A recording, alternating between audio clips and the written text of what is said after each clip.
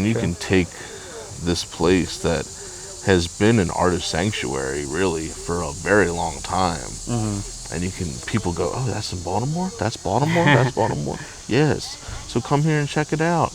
Don't be afraid of what you hear, because most of the time that's true anyway. Exactly.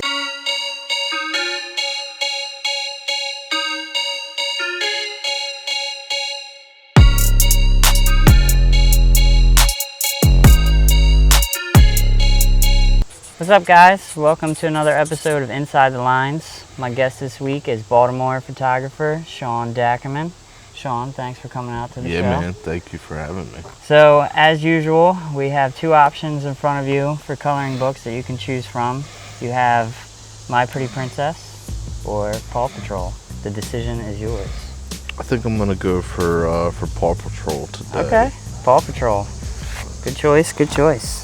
I didn't even know there were options. We try to come out with the VIP I did no treatment. research. I wanted to just be completely blindsided by this whole thing. Exactly. So how long have you been doing photography, man? It's coming up. Coming up on probably about 13 years right now. 13 years, man. Yeah, pretty much right out of high school. Okay. What was it that got you into photography initially? I had used photos all through middle school and high school as my resources for doing traditional art. I used primarily hip-hop magazines. I don't know if a lot of people, they might remember Blaze magazine. That stopped in like the mid to late 2000s. XXL Source, Respect magazine, which was really cool. That was a very photo-heavy hip-hop magazine. Nice.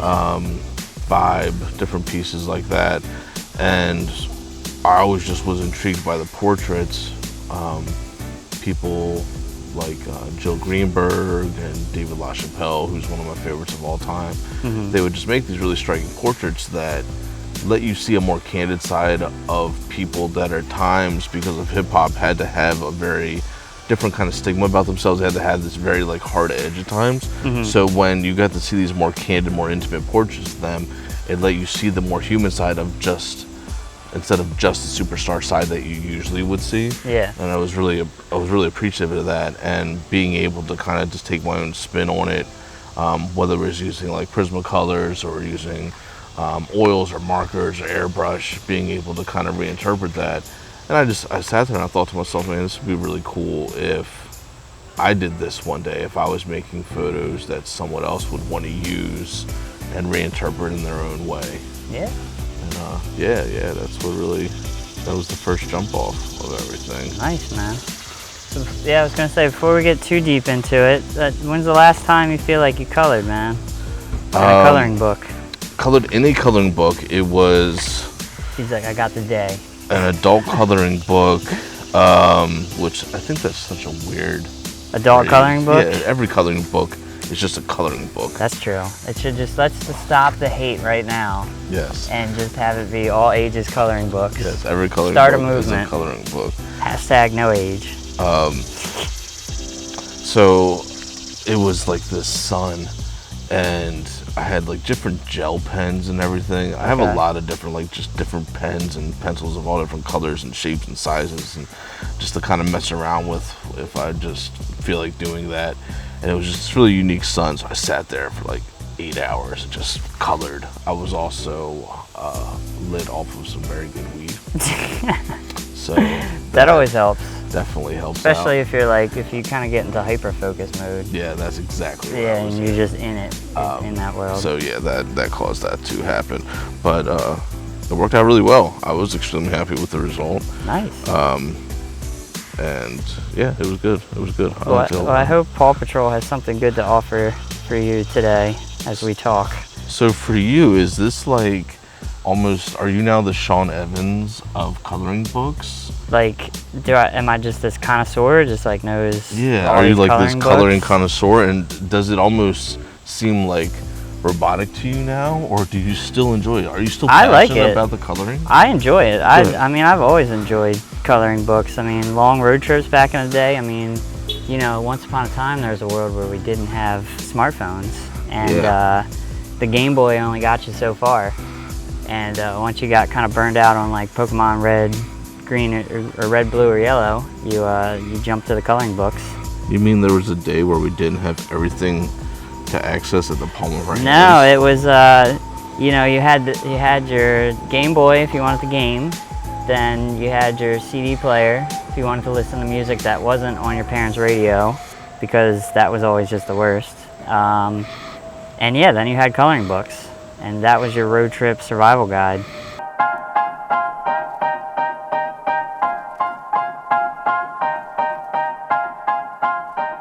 For you, what's your favorite place that you've like traveled to shoot, and what's a place you want to go to just to like photograph or work in?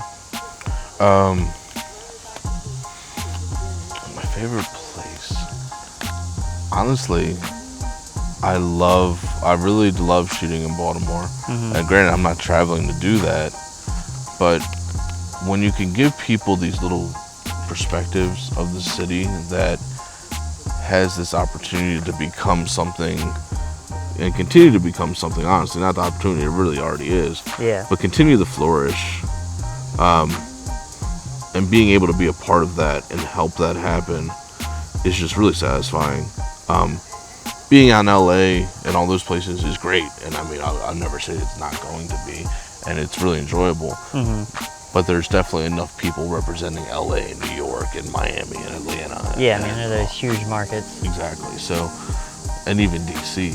Yeah, so when you can take this place that has been an artist sanctuary really for a very long time, and people go, oh, that's in Baltimore? That's Baltimore? That's Baltimore? Yes. So come here and check it out. Don't be afraid of what you hear, because most of the time that shit ain't true anyway. Exactly.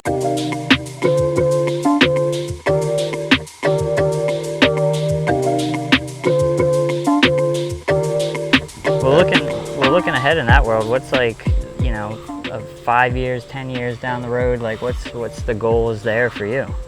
They, honestly, I hope that I can get a just large fraction of the ideas I have done. Because you can't stop the mind from thinking and wanting to come up with new stuff, but at the same time it's a matter of, well, you need to get this other shit done first. Yeah.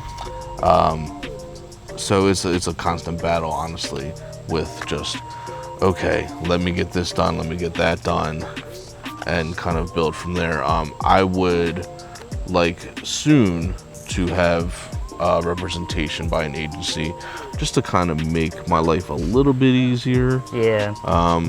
So I can focus on certain things and they can kind of do that.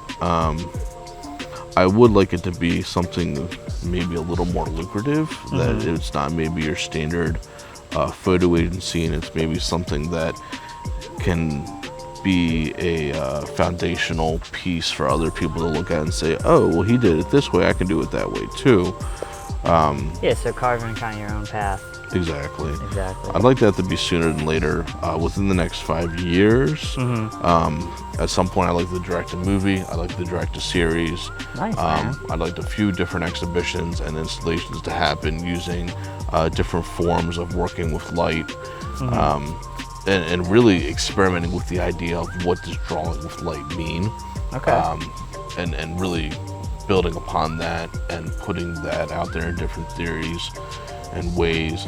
I like the science of art a lot, whether it's experimenting with the tool that you're using, experimenting with the perception of something you're making and how people will receive it, and just kind of playing around with different variables to see what comes about. And it's just really a matter of, at times, getting the right budget together to make sure it's done right. There's hundreds of ideas that if I just wanted to do them and be willing to just say, F it, I don't care how it really turns out, they would be done already. But yeah. I want to just, if you're in the opportunity and you're in the space to create something that can inspire people, well, do it right. Yeah. Don't half-ass that. That's true. Too many people just want to jump in, and I get that. Just jump in head first and go for it, and I don't blame them. But after a while, you learn that can really be harmful to yourself, because you're setting up this expectation, and if you don't get that, you don't complete it the way you're expecting, and you think, oh, what I do wrong, and you just keep on jumping in. Well, you know what? Just put your feet in a little bit. Yeah. Get used to the climate, and then make your waves from there.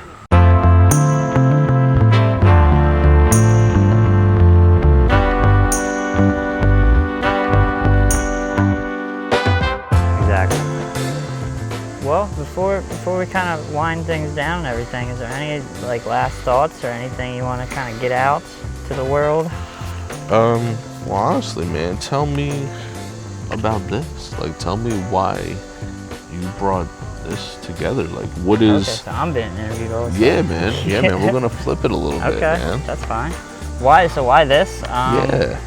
Well, so I've been doing video for a while, and I've been wanting to do more content creation.